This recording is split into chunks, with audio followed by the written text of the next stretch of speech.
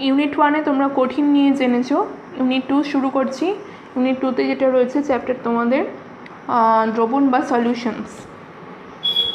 দ্রবণ সম্পর্কে তোমরা নিচু ক্লাসেও জেনে এসছো, বেসিক আইডিয়া প্রত্যেকেরই আছে, তাও আমি একবার শুরুটা সংক্ষেপে বলে দিই।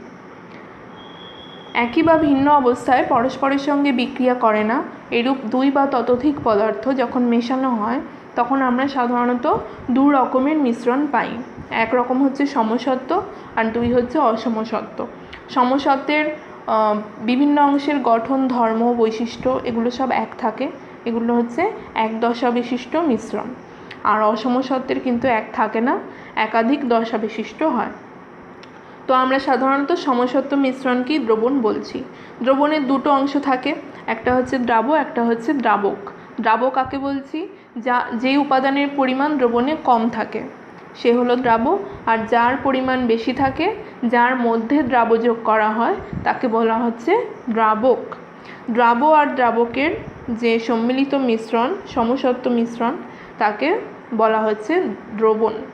দ্রবণের সংজ্ঞা তোমরা আগেও পড়েছো, এখনও পড়ে রাখবে। দ্রবণের প্রকারভেদ। প্রথম আমরা ভাগ করছি দ্রাব্য আর দ্রাবকের ভৌত অবস্থা অনুযায়ী। 9টা ভাগ রয়েছে। প্রথম 3টের ক্ষেত্রে দ্রাবক হচ্ছে গ্যাস, সেখানে কঠিন তরল গ্যাস দ্রাব্য হিসেবে বিভিন্নভাবে যুক্ত হয়েছে। একটা করে উদাহরণ মনে রাখবে। সেকেন্ড 3টের ক্ষেত্রে দ্রাবক হলো তরল, কঠিন তরল গ্যাস দ্রাব্য হিসেবে যুক্ত হয়েছে, এবং শেষ 3টের ক্ষেত্রে দ্রাবক হচ্ছে কঠিন, সেখানেও কঠিন তরল এবং গ্যাস দ্রাব্য হিসেবে যুক্ত হয়ে বিভিন্ন রকমের দ্রবণ উৎপন্ন করেছে। নেক্সট যে ভাগটা পড়ব সেটা হচ্ছে দ্রাবকের প্রকৃতির উপর নির্ভর করে। 3 রকমের হয়, একটা হচ্ছে গ্যাসীয় দ্রবণ, তরল দ্রবণ আর কঠিন দ্রবণ, সলিড সলিউশন। গ্যাসীয় দ্রবণের ক্ষেত্রে কি হয়? সব গ্যাস এবং বাষ্প পরস্পর যুক্ত হয়ে গ্যাসীয় দ্রবণ উৎপন্ন করে। যেরকম হচ্ছে বায়ু, বায়ুর মধ্যে O2, CO2 এগুলোর পরিমাণ কম থাকে বলে এরা হচ্ছে দ্রাব্য, আর যেটা বেশি পরিমাণে থাকে অর্থাৎ নাইট্রোজেন, সেটাকে আমরা বলি সাধারণত দ্রাবক। তরল দ্রবণের ক্ষেত্রে কঠিন তরল এবং গ্যাসীয় দ্রাব্য তরল দ্রাবকের মধ্যে দ্রবীভূত হয়ে তরল দ্রবণ উৎপন্ন করতে পারে। এমনকি দুটো কঠিন মিলেও কিন্তু তরল দ্রবণ পাওয়া যায়। যেরকম সমান অনুপাতে যদি আমরা সোডিয়াম আর পটাশিয়াম নিয়ে যদি ঘরের তাপমাত্রায় মেশানো হয় তাহলে একটা তরল দ্রবণ আমরা পাই। কঠিন দ্রবণের ক্ষেত্রে ব্যাপারটা কি? দুটো কঠিনের সমসত্ব মিশ্রণ কঠিন দ্রবণ। এখানে দ্রাব্য আর দ্রাবক উভয়ই থাকে কঠিন। এটা আবার দু রকমের হয়, একটা হচ্ছে প্রতিস্থাপিত কঠিন আর একটা হচ্ছে ইন্টারস্টিশিয়াল কঠিন দ্রবণ। প্রতিস্থাপিত মানেই হচ্ছে প্রতিস্থাপন করবে। সেখানে কি হয়?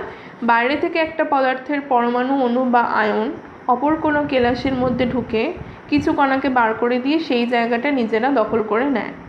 যেরকম উদাহরণ হচ্ছে পিতল। এখানে কি হয়? 1 ভাগ জিঙ্ক কপারের কেলাসে ঢুকে কিছু কপারকে বাইরে পাঠিয়ে দেয় এবং নিজেরা কপারের জায়গা দখল করে। এদেরকে আমরা বলছি প্রতিস্থাপিত কঠিন দ্রবণ। আর ইন্টারস্টিশিয়াল কঠিন দ্রবণ, ইন্টারস্টিশিয়াল মানে জানো পরমাণুর মধ্যবর্তী যে ফাঁকা স্থান। এক্ষেত্রে কি হয়? কেউ কিন্তু কাউকে প্রতিস্থাপিত করে না। বাইরে থেকে কোনো একটা পদার্থের অণু বা পরমাণু অন্য কেলাসের মধ্যে ঢুকে সেখানকার পরমাণুর যে মধ্যবর্তী ফাঁকা স্থান সেখানে অবস্থান করে। তাদেরকে আমরা বলছি ইন্টারস্টিশিয়াল কঠিন দ্রবণ। উদাহরণ মনে রাখবে টাংস্টেন কার্বাইড। নেক্সট ভাগ হচ্ছে গাঢ়ত্ব অনুযায়ী। গাঢ়ত্ব অনুযায়ী দ্রবণ 3 প্রকারের হয়, অসম্পৃক্ত, সম্পৃক্ত, অতিপৃক্ত। এগুলো তোমরা আগেও পড়েছো। অসম্পৃক্ত হচ্ছে যে দ্রবণে দ্রাব্য গ্রহণ সম্পূর্ণ হয়নি, এখনও কিছু দ্রাব্য যোগ করা যেতে পারে, তাদের আমরা বলছি অসম্পৃক্ত। অসম্পৃক্ত দ্রবণে যদি পরিমাণ মতন দ্রাব্য ঠিকঠাক যোগ করা হয় সেটা পরিণত হয়ে যায় সম্পৃক্ত দ্রবণে। সম্পৃক্ত দ্রবণে তো আর দ্রাব্য যোগ করার অবস্থা থাকে না, কিন্তু কোনো বিশেষ শর্তে যদি আমরা আরও বেশি কিছু পরিমাণ দ্রাব্য দ্রবীভূত করতে পারি তখন সেটা হয়ে যায় অতিপৃক্ত দ্রবণ। 3টে দ্রবণের ক্ষেত্রেই কিন্তু উষ্ণতা নির্দিষ্ট থাকা প্রয়োজন। তাহলে আমরা প্রকারভেদ যা দেখলাম, প্রথমে দেখলাম দ্রাব্য আর দ্রাবকের ভৌত অবস্থা অনুযায়ী, তারপরে পেলাম দ্রাবকের প্রকৃতি অনুযায়ী, তারপরে পেলাম গাঢ়ত্ব অনুযায়ী। তো এত রকমের দ্রবণের প্রকারভেদ আছে। নেক্সট যেটা দেখব সেটা হচ্ছে দ্রবণের মাত্রা বা শক্তি। দ্রবণের মাত্রা বা শক্তি বলতে মূলত দ্রবণের গাঢ়ত্বকে বোঝানো হয়। দ্রাবকের একটি নির্দিষ্ট পরিমাণে কত পরিমাণ দ্রবীভূত রয়েছে সেটাকেই আমরা দ্রবণের মাত্রা দিয়ে প্রকাশ করি। তো এই প্রকাশের বিভিন্ন ইউনিট আছে, বিভিন্ন একক আছে, যেমন percentage, normality, molarity, formality. Molality mole ভগ্নাংশ আর পার্টস পার মিলিয়ন, প্রত্যেকটা একক সম্পর্কে আমাদের জানতে হবে এবং এ থেকে অঙ্কও থাকবে। ফার্স্ট হচ্ছে শতকরা মাত্রা বা পার্সেন্টেজ। পার্সেন্টেজের অঙ্ক তোমরা আগে করেছো। প্রতি 100তে আমরা পার্সেন্টেজ ক্যালকুলেট করি। শতকরা মাত্রা কাকে বলছে? প্রতি 100 ভাগ দ্রবণে যত ভাগ ভরের দ্রবীভূত থাকে, সেটা ভর সাপেক্ষে হতে পারে, আয়তন সাপেক্ষে হতে পারে, বা ভর আয়তন সাপেক্ষে দুটোই হতে পারে। ভর সাপেক্ষের ক্ষেত্রে কি বলা হয়? যদি 100 গ্রাম দ্রবণে কত গ্রাম দ্রবীভূত আছে আমরা বার করতে পারি, তাহলে সেটা হবে ভর সাপেক্ষে পার্সেন্টেজ। যেরকম 10% NaCl মানে বুঝতে পারছি যে 100 গ্রাম দ্রবণে 10 গ্রাম NaCl দ্রবীভূত আছে। আয়তন সাপেক্ষে যদি বলি তাহলে কত সিসি আয়তনে কত সিসি দ্রবীভূত আছে সেটা বোঝায়। যেরকম 10% ইথানল মানে হচ্ছে 100 সিসি দ্রবণে 10 সিসি ইথানল, এটা কিন্তু আয়তন সাপেক্ষ। আর ভর আয়তন সাপেক্ষে মানে হচ্ছে কত আয়তনে কত ভরের দ্রবীভূত আছে। 25% HCl যদি বলা হয় 100 সিসি দ্রবণে 25 গ্রাম HCl দ্রবীভূত আছে। তিনটের ক্ষেত্রেই ভর সাপেক্ষের ক্ষেত্রে কোনো উষ্ণতার কোনো পরিবর্তন লক্ষ্য করা যায় না। মানে উষ্ণতা যদি আমরা চেঞ্জ করি ভরের তো কোনো পরিবর্তন হয় না, কাজে উষ্ণতার উল্লেখ প্রয়োজন নেই। কিন্তু আয়তন সাপেক্ষে আর ভর আয়তন সাপেক্ষের ক্ষেত্রে যেহেতু উষ্ণতা পাল্টালে আয়তন পরিবর্তিত হতে পারে, কাজে এই দুটোর ক্ষেত্রে কিন্তু উষ্ণতা যথেষ্ট প্রভাব ফেলে। তো এই হয়ে গেল পার্সেন্টেজ। নেক্সট আমরা পড়ব নর্মালিটি। নর্মালিটিকে আমরা ক্যাপিটাল N দিয়ে প্রকাশ করি। ঠিক আছে, কাকে বলছে নর্মালিটি? 1 লিটার বা 1000 সিসি আয়তনের দ্রবণে যত গ্রাম তুল্যাঙ্ক দ্রবীভূত থাকে। গ্রাম তুল্যাঙ্ক কথাটা আমাদের জানতে হবে। তুল্যাঙ্ক ভার আমরা ক্যালকুলেশন শিখে এসেছি ক্লাস 11-এ। কী করে করে? আণবিক গুরুত্বকে যদি ক্ষারগ্রাহিতা দিয়ে ভাগ করা হয়, ক্ষারের ক্ষেত্রে ক্ষারগ্রাহিতা, অ্যাসিডের ক্ষেত্রে অম্লগ্রাহিতা, আর লবণের ক্ষেত্রে হচ্ছে ক্যাটায়ন বা অ্যানায়নের যোজ্যতা। ঠিক আছে, তো কোনো কম্পাউন্ডে যদি আণবিক গুরুত্ব বার করে তাকে আমরা ক্ষারগ্রাহিতা বা অম্লগ্রাহিতা এগুলো দিয়ে ভাগ করি, তাহলে আমরা তার তুল্যাঙ্ক ভার পাবো। এখন যদি বলা হয় ভি লিটার দ্রবণে W গ্রাম দ্রবীভূত আছে, যদি দ্রাবের ক্ষারগ্রাহিতা আমাদের জানা থাকে তাহলে দ্রাবের যে আণবিক গুরুত্ব তাকে আমরা ক্ষারগ্রাহিতা দিয়ে ভাগ করে তুল্যাঙ্ক ভার ক্যাপিটাল E পাবো। ঠিক, এখন যেহেতু বলেছে W গ্রাম দ্রবীভূত আছে, তাহলে এই ডাব্লুকে যদি আমরা তুল্যাঙ্ক ভার দিয়ে ভাগ করি আমরা গ্রাম তুল্যাঙ্ক পাবো। তাহলে ভি লিটার দ্রবণে যদি W/E গ্রাম তুল্যাঙ্ক দ্রবীভূত থাকে, সেখান থেকে আমরা ক্যালকুলেট করে নেব 1 লিটার দ্রবণে কত গ্রাম তুল্যাঙ্ক রয়েছে, সেটাই হলো নর্মালিটি। যেরকম এখানে বেরিয়েছে W/E × V, এটাই হচ্ছে নর্মালিটির ফর্মুলা। এক্সাম্পল দেখে নাও, HCl হাইড্রোক্লোরিক অ্যাসিড, তার আণবিক গুরুত্ব আমরা বার করতে পারবো 36.5। তুল্যাঙ্ক ভার বার করতে গেলে অম্লগ্রাহিতা প্রয়োজন, মানে প্রতিস্থাপনযোগ্য হাইড্রোজেনের সংখ্যা যেহেতু HCl এর ক্ষেত্রে 1, সে কারণে 1 দিয়ে ভাগ করে আমরা তুল্যাঙ্ক ভার পেয়ে গেছি 36.5। বলা হয়েছে 1 লিটার দ্রবণে 36.5 গ্রাম HCl দ্রবীভূত আছে, তাহলে নর্মালিটি কত, কি করে পাবো? আমাদের যা তুল্যাঙ্ক ভারটা প্রথমে বার করে নিতে হবে। বার করেছি 36.5, এবারে বার করব গ্রাম তুল্যাঙ্ক। যত গ্রাম দ্রবীভূত আছে প্রদত্ত যা ওজন, তাকে আমরা যদি তুল্যাঙ্ক ভার দিয়ে ভাগ করি গ্রাম তুল্যাঙ্ক পাবো। ঠিক আছে, এবার 1 লিটার দ্রবণে কতটা আছে সেটা বার করতে পারলেই নর্মালিটি বেরোবে। এখানে 1 লিটার দ্রবণের ক্ষেত্রে বলেই দেওয়া আছে 36.5, সুতরাং একে যদি আমরা তুল্যাঙ্ক ভার দিয়ে ভাগ করি সরাসরি আমরা নর্মালিটি পেয়ে যাব। নেক্সট বলছে 1 লিটার দ্রবণে 73 গ্রাম দ্রবীভূত আছে HCl, তাহলে 73কে যদি 36.5 দিয়ে ভাগ করি গ্রাম তুল্যাঙ্ক পাচ্ছি, তাহলে 1 লিটার দ্রবণে কত গ্রাম তুল্যাঙ্ক সেটা বার করলেই আমরা নর্মালিটি পেয়ে যাচ্ছি 2 নর্মাল। আচ্ছা, একক হচ্ছে গ্রাম ইকুইভ্যালেন্ট পার লিটার। উষ্ণতার প্রভাব ফর্মুলায় দেখে নাও যে ভর সেটা কিন্তু উষ্ণতার সঙ্গে চেঞ্জ হয় না, তুল্যাঙ্ক ভারও চেঞ্জ হবে না, যেটা চেঞ্জ হবে সেটা হচ্ছে আয়তন। ভরে যে ফর্মুলায় যেহেতু আয়তন রয়েছে, কাজেই নর্মালিটির ক্ষেত্রে কিন্তু উষ্ণতা উল্লেখ করা প্রয়োজন। প্র্যাকটিক্যাল করতে গেলে অনেক সময় দেখবে একটা দিনে যে সলিউশন বানাচ্ছ পরের দিনে কিন্তু সেই নর্মালিটি থাকছে না, কারণ উষ্ণতা চেঞ্জ হয়ে যায়। ঠিক আছে, নেক্সট হচ্ছে মোলারিটি। মোলারিটিকে আমরা ক্যাপিটাল এম দিয়ে প্রকাশ করছি। কাকে বলছি মোলারিটি? 1 লিটার দ্রবণে যত গ্রাম অণু দ্রবীভূত থাকবে।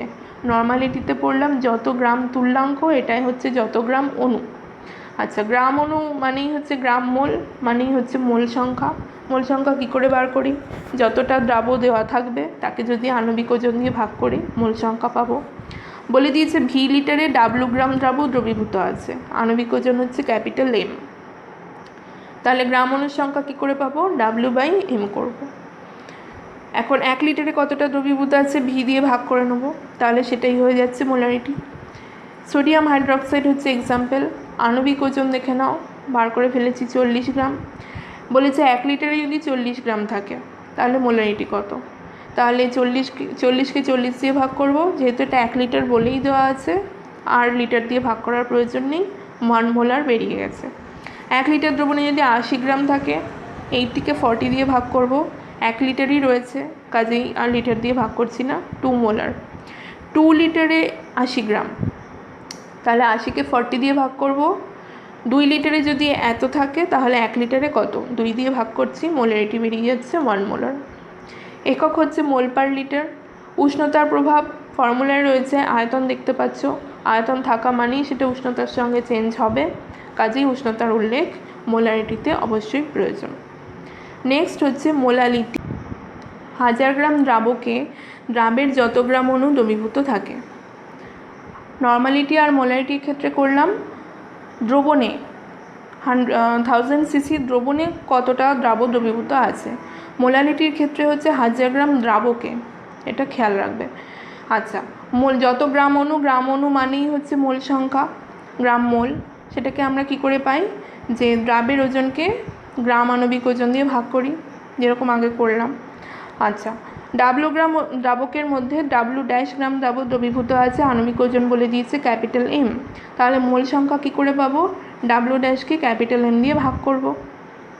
বলেছে 1000 গ্রাম দ্রাবকে দ্রবীভূত আছে, সেটা বার করতে হবে W গ্রাম দ্রাবকের মধ্যে যতটা দ্রবীভূত আছে সেখান থেকে। তাহলে ফর্মুলায় ফেললে আমরা পেয়ে যাচ্ছি W'/m into 1000/W, মোলাল small m। Example দেখে নাও, সোডিয়াম হাইড্রোক্সাইড। বলেছে 250 গ্রাম জলে 5 গ্রাম NaOH।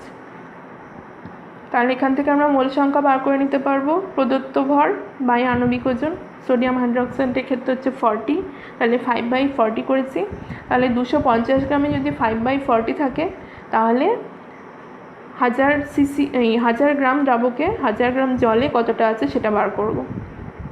বেরিয়েছে হাফ মোলাল। একক হচ্ছে মোল পার কেজি। আচ্ছা, উষ্ণতার প্রভাব কোনো ভি নেই ফর্মুলায়, কাজেই উষ্ণতার প্রভাব মোলালিটিতে নেই। নেক্সট হচ্ছে ফর্মালিটি। ফর্মালিটির ক্ষেত্রে আমরা এফ দিয়ে প্রকাশ করছি, ক্যাপিটাল এফ। কি বলা হচ্ছে? 1 লিটার দ্রবণে যত গ্রাম সংকেত ওজন দ্রাব থাকবে। গ্রাম সংকেত ওজন কী করে পাই? দ্রাবের যা ওজন থাকবে তাকে যদি সংকেত ওজন দিয়ে ভাগ করা হয়। বলেছে ভি লিটারে W গ্রাম দ্রাব দ্রবীভূত থাকছে, সংকেত ওজন বলে দিয়েছে ক্যাপিটাল এম। তাহলে গ্রাম সংকেত পেয়ে যাব W-কে m দিয়ে ভাগ করে। এখন ভি লিটারে যদি W/m থাকে তাহলে 1 লিটারে কত? ভি দিয়ে ভাগ করছি। এটাই হচ্ছে ফর্মালিটির ফর্মুলা। সোডিয়াম ক্লোরাইড হচ্ছে এক্সাম্পল। সোডিয়াম ক্লোরাইডের ক্ষেত্রে সংকেত ওজন হচ্ছে 58.5 গ্রাম। আচ্ছা, এবার যদি বলে 1 লিটার দ্রবণে 58.5 গ্রাম NaCl, তাহলে ফর্মালিটি আমরা কী করে বার করব? 58.5কে 58.5 দিয়ে ভাগ করব। যেহেতু এটা 1 লিটার দ্রবণ তাই আর লিটার দিয়ে ভাগ করছি না, 1 ফর্মাল সলিউশন। যদি বলা হয় 2 লিটার দ্রবণে 117 গ্রাম, তাহলে 117কে 58.5 দিয়ে ভাগ করব। 2 লিটারে যদি 117/58.5 থাকে তাহলে 1 লিটারে কত?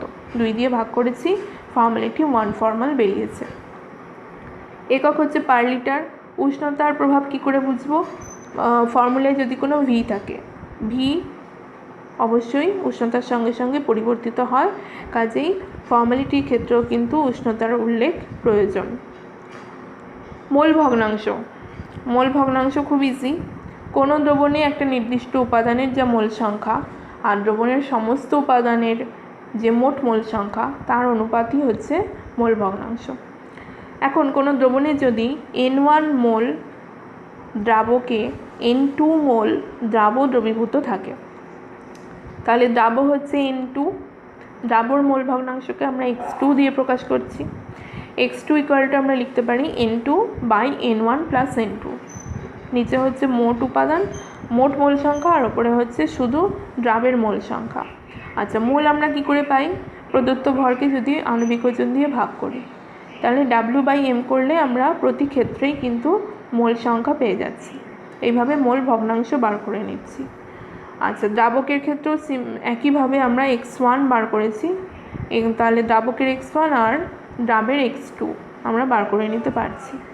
দুটো সমজাতীয় রাশির একক অনুপাত বলে এর কোনো একক নেই। আর উষ্ণতার প্রভাব, যেহেতু ফর্মুলায় কোনো ভি নেই, উষ্ণতার প্রভাবও নেই। একটা জিনিস আমাদের মনে রাখতে হবে, দ্রবণে যতগুলো উপাদান থাকবে তাদের প্রত্যেকের মোল ভগ্নাংশের যোগফল সবসময় 1 হয়।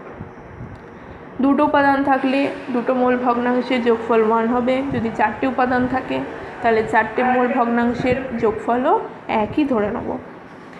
নেক্সট আমরা দেখব পার্টস পার মিলিয়ন, ppm। কাকে বলছি? প্রতি 10 লক্ষ ভাগ ওজনের দ্রবণে, 10 লক্ষ মানে হচ্ছে 10⁶, যত ভাগ ওজনের দ্রাব দ্রবীভূত থাকে, বলা হয়েছে W গ্রাম ওজনের দ্রবণে W' গ্রাম দ্রাব থাকে, তাহলে 10⁶ গ্রাম দ্রবণে কতটা থাকবে?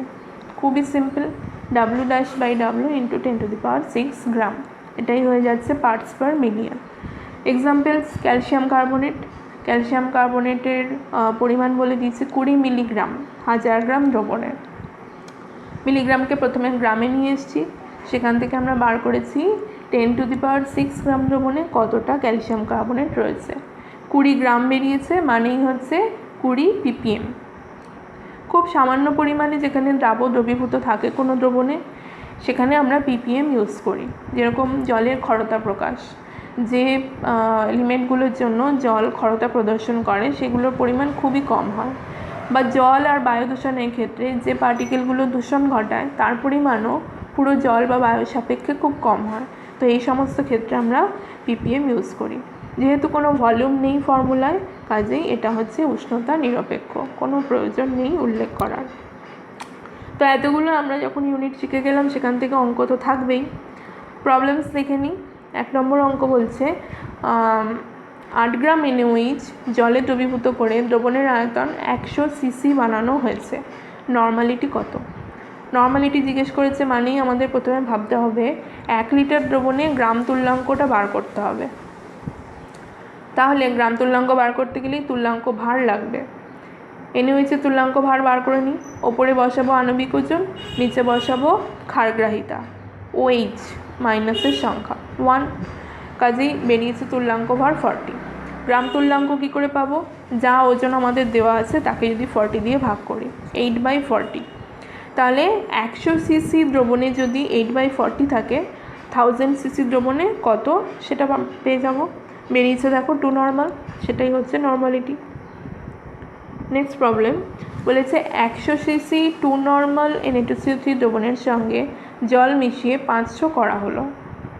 এক্ষেত্রে নতুন দ্রবণের মাত্রা মোলারিটি আর নর্মালিটিতে কত হবে?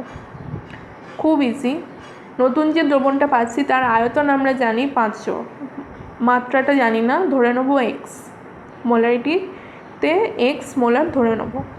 তো এক্ষেত্রে একটা ফর্মুলা আছে, সেটা হচ্ছে যদি কোনো জ্ঞাত দ্রবণ আমাদের দেওয়া থাকে যার আয়তন আর কি বলে মোলারিটি যদি জানা থাকে, আয়তন আর মাত্রাটা যদি জানা থাকে, আর যে নতুন দ্রবণের আয়তন আর মাত্রার কোনো একটা আমরা জানি আর একটা আমাদের বার করতে বলা আছে, সেক্ষেত্রে আমরা এই ফর্মুলা নিতে পারি V1m1 = V2m2।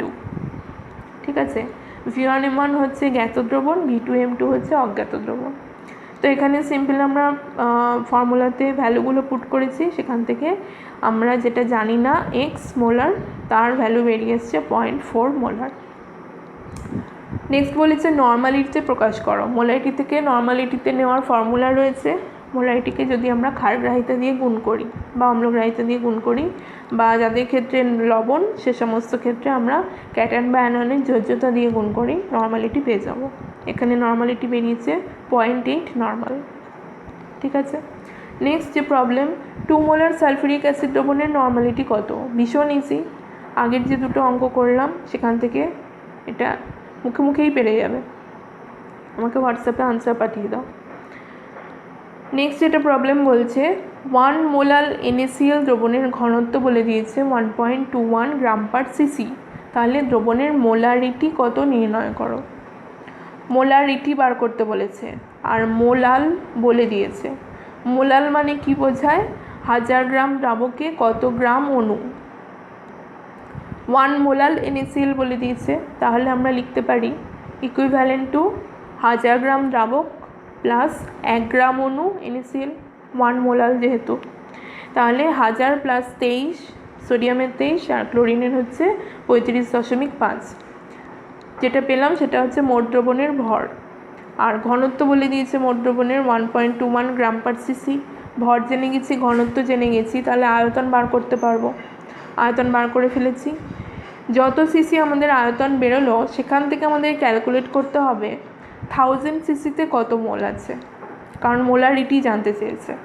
ঠিক আছে, তাহলে আমরা আনসার পেয়ে যাচ্ছি 1.143 মোল। দুটো প্রবলেম দিয়েছি, চেষ্টা করবে সলভ করবে। নেক্সট যে টপিকটা আমরা যাব সেটা হচ্ছে তরলে গ্যাসের দ্রাব্যতা, solubility of gas in liquids. বুঝতেই পারছো এখানে দ্রাবক হচ্ছে তরল আর দ্রাবক হচ্ছে গ্যাস। যখন কোনো তরল দ্রাবকের মধ্যে দিয়ে আমরা গ্যাস চালনা করছি, আমরা তরল আর গ্যাসের দ্রবণ উৎপন্ন করে ফেলছি। এই ছবিটা প্রত্যেকে দেখো। এটা একটা এয়ারটাইট কন্টেনার, এর মধ্যে দুটো ফেজ রয়েছে, খানিকটা তরল মানে লিকুইড ফেজ আর খানিকটা গ্যাস মানে হচ্ছে গ্যাসীয় দশা। এখন যেহেতু গ্যাসের অণুগুলো র্যান্ডমলি মুভ করতে করতে কী হবে, ওরা তরলে গিয়ে ধাক্কা খাবে এবং কিছু গ্যাসের অণু তরলে দ্রবীভূতও হবে। একটা সময় আসবে যখন এই গ্যাসীয় অণুর তরলে দ্রবীভূত যে রেটে হবে, অর্থাৎ তরলের ঘনত্ব ক্রমশ বাড়তে থাকবে আর গ্যাসীয় দশার ঘনত্ব কমতে থাকবে। যখন গ্যাসের ঘনত্ব অনেকটাই কমে যাবে তখন আবার ব্যাপারটা রিভার্সে শুরু হবে, মানে তরল থেকে গ্যাসের অণুগুলো বেরিয়ে আবার গ্যাসীয় দশায় ফিরে যাবে। তাহলে দুটো প্রসেস সাইমালটেনিয়াসলি চলছে, একটা হচ্ছে গ্যাসের অণুর তরলে প্রবেশ আর একটা হচ্ছে তরলের থেকে গ্যাসের অণুর বাষ্পায়ন বা ফিরে যাওয়া, যেটা বলছি। একটা সময় আসবে যখন এই দুটো রেটই সমান হবে, অর্থাৎ গ্যাসের অণু যে রেটে তরল দ্রাবকে প্রবেশ করবে সেই রেটেই তরলের পৃষ্ঠতল থেকে গ্যাসের অণুর বাষ্পায়ন হবে। সেই কন্ডিশনটাকে আমরা বলছি ইকুইলিব্রিয়াম কন্ডিশন বা দ্রবণের সাম্যাবস্থা, এবং সেই অবস্থায় দ্রবণটি সম্পৃক্ত হিসেবে আমরা ধরে নিতে পারি। দ্রবণের সম্পৃক্ত অবস্থায় যে পরিমাণ গ্যাসীয় পদার্থ ওই নির্দিষ্ট পরিমাণ তরল দ্রাবকের মধ্যে দ্রবীভূত থাকে, সেই পরিমাণকে আমরা ওই গ্যাসীয় পদার্থটির দ্রাব্যতা বলি। কেমন? দ্রাব্যতার উপর অনেকগুলো বিষয় প্রভাব ফেলে। তার মধ্যে 1 নম্বর হচ্ছে গ্যাসের প্রকৃতি এবং দ্রাবকের প্রকৃতি। যেরকম এখানে প্রথম দেখিয়েছি অক্সিজেন আর নাইট্রোজেন, এই ধরনের গ্যাসগুলোর ক্ষেত্রে এরা দ্রাবকে খুবই কম দ্রবীভূত হয়, কারণ এদের মধ্যেকার অণুগুলোর আকর্ষণ বল খুব কম হয় এবং সেই একই কারণেই এরা তরল দ্রাবকের অণুর সঙ্গেও স্ট্রংলি বন্ড ফর্মেশন করতে পারে না, যার জন্য এরা কমই দ্রবীভূত হয়। সেকেন্ড হচ্ছে SO2CO2, এই ধরনের গ্যাস বেশি মাত্রায় দ্রবীভূত হয় কারণ এদের আন্তঃআণবিক আকর্ষণ বল কিন্তু অনেক বেশি থাকে। থার্ড হচ্ছে অ্যামোনিয়া HCl। এরা কি করে, জলে গিয়ে জলের সঙ্গে বিক্রিয়া করে ফেলে। অ্যামোনিয়ার ক্ষেত্রে NH4+ আয়ন গঠন হয়ে যায়, আর HCl এর ক্ষেত্রে এরা জলের গিয়ে বিয়োজিত হয়ে যায় H+ আর Cl-। তো এরা জলের সঙ্গে বেশি মাত্রায় রিয়াক্ট করে বলে এরা বেশি পরিমাণে দ্রবীভূত হয়। নেক্সট যে বিষয়টা সেটা হচ্ছে উষ্ণতার প্রভাব। সাধারণত উষ্ণতা বৃদ্ধিতে গ্যাসের দ্রাব্যতা হ্রাস পায়। কী করে? এখানে একটা সিস্টেম দেওয়া হয়েছে, দ্রাব প্লাস দ্রাবক, সেখান থেকে আমরা পাচ্ছি দ্রবণ। যখন দ্রাব আর দ্রাবক যুক্ত হয়ে দ্রবণ গঠন করছে সেটা হচ্ছে ফরওয়ার্ড রিয়াকশন। যখন দ্রবণ ভেঙে দ্রাব আর দ্রাবক তৈরি করছে সেটা হচ্ছে ব্যাকওয়ার্ড রিয়াকশন। এখন এই যে দ্রবণ তৈরি হওয়ার এই যে ফরওয়ার্ড বা সম্মুখমুখী বিক্রিয়া, এটা হচ্ছে খানিকটা তাপ উৎপাদন করে, অর্থাৎ তাপ উৎপাদক বিক্রিয়া। যে সিস্টেমে তাপ উৎপন্ন হয় সেক্ষেত্রে আমরা ΔH-কে নেগেটিভ ধরে নিই। এটা থার্মোডাইনামিক্সে তোমরা পড়ে এসছো। যে সিস্টেমে তাপ বর্জন হয় সেক্ষেত্রে কিন্তু ΔH পজিটিভ। যেহেতু এটা তাপ উৎপাদক বিক্রিয়া সেই জন্য আমরা ΔH নেগেটিভ ধরে নিয়েছি বা <0। ঠিক আছে, এখন আমরা কি করছি, এই সিস্টেমে উষ্ণতা বৃদ্ধি করছি। উষ্ণতা বৃদ্ধি করলে কি হবে সেটা এক্সপ্লেন করতে গেলে আমাদের আর একটা প্রিন্সিপাল প্রয়োজন, সেটাও 11-এ পড়েছো, লা সাতেলিয়ারের নীতি।